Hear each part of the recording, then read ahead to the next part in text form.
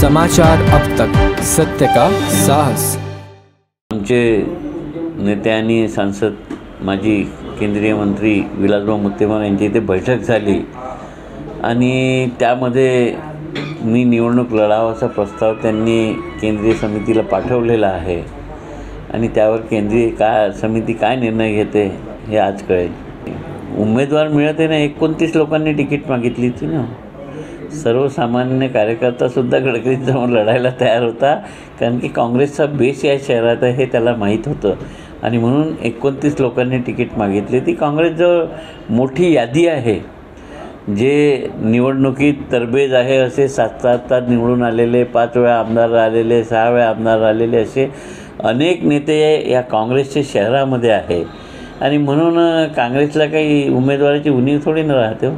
या शहराने 12 वेळा काँग्रेसचा खासदार निवडून दिला आहे, तर या शहरात काँग्रेसचा बेस आणि मागची निवडणुकीत आणि या निवडणुकीत फरक राहणार आहे। मला वाटतं आमची जी तयारी झालेली आहे, आता उमेदवारांची यादी डिक्लेअर होईल, नामांकन पत्र भरू आणि त्यानंतरच आमचं काय प्लॅनिंग आहे ते आम्ही ओपन करू। मला सांगितलं ना की मी पक्षाने कोणताही उमेदवार दिला तर मी स्वतः उमेदवार आहे असाच लढणार आहे, कारण की मी शहराचा पक्षाचा अध्यक्ष आहे। ही माझी जबाबदारी आहे आणि मागील 6 महिन्यापासून ती व्यूहरचना मी आखून आहे। म्हणून उमेदवार कोणीही राहू ना, मी स्वतः उमेदवार म्हणूनच रिंगणात उतरणार आहे। आज 1-2 दिवसात ती यादी डिक्लेअर असं मला माहिती आहे।